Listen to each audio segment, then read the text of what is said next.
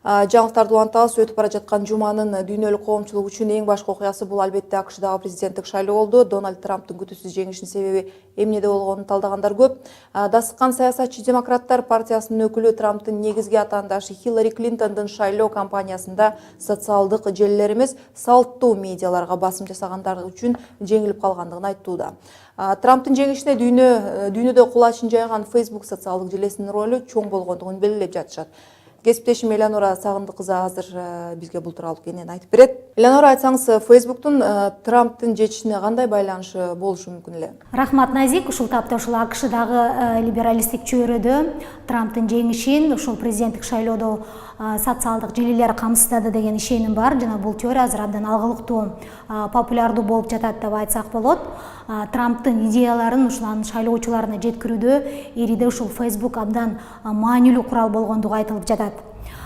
Соңку социалдык изилдөөлөрдү ала турган болсок, АКШда ушул тапта 156 миллион адам Facebooктун колдонуучусу болуп эсептелинет. Жана алардын ушул 3/2 бөлүгү соңку жаңылыктарды Facebook аркылуу алышары белгилүү болду.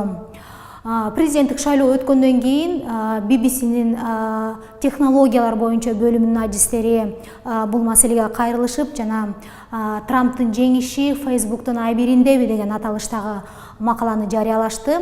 Жана ал макалада ушул BBC'нин журналисттери ушул соңку президенттик шайлоо АКШда өткөн ушул тапта баягы маалыматтык технологияларда салттуу медиаларды социалдык желилер басып жаткандыгы, андан күчтүү болуп жаткандыгын айниңледи, далилдеди, көрсөттү деп жатышат.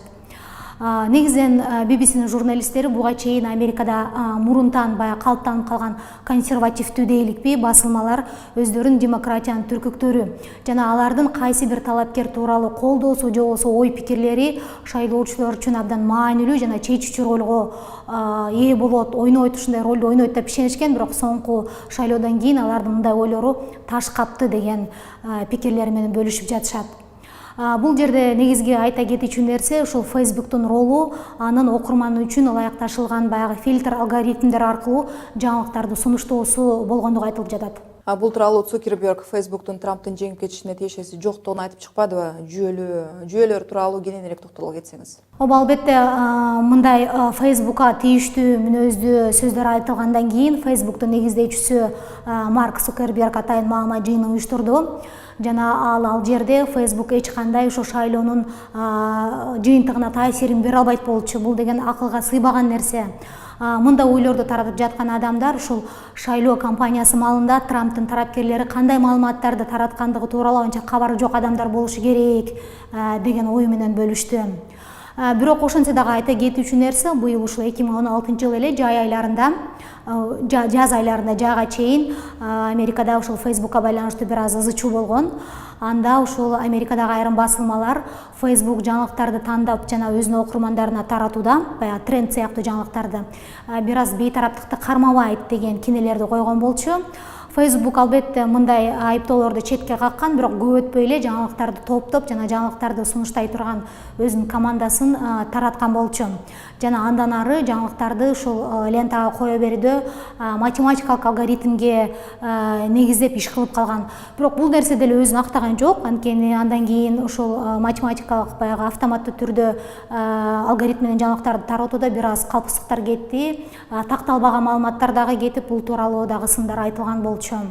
Бирок ошентсе дагы Цукерберг ушул бүгүнкү күнгө чейин Facebooктун дарегине айтылган шайлоого байланыштуу эч бир айыптоолорду мойнуна алган жок.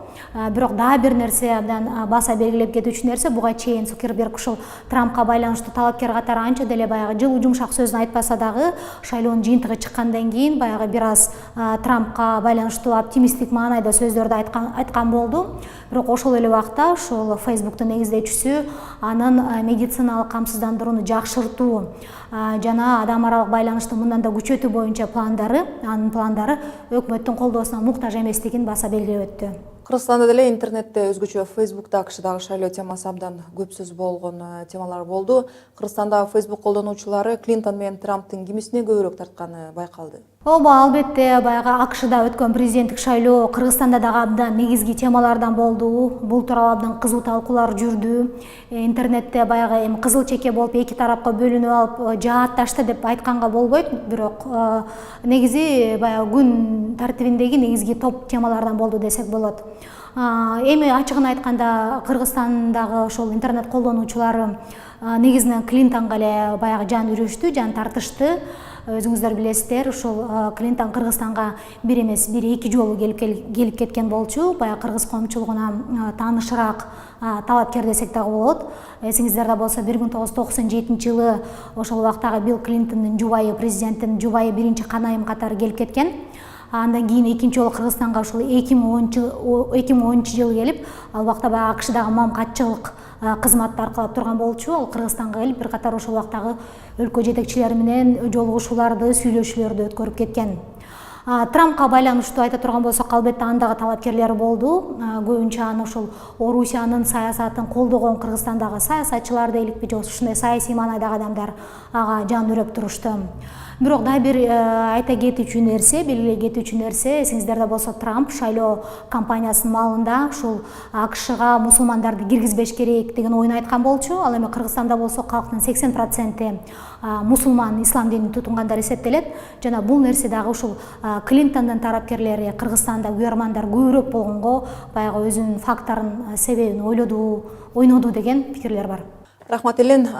Жаңы шайланган Америка президенти Дональд Трамптын жеңишине карата болуп жаткан реакциялар тууралуу сөз болду.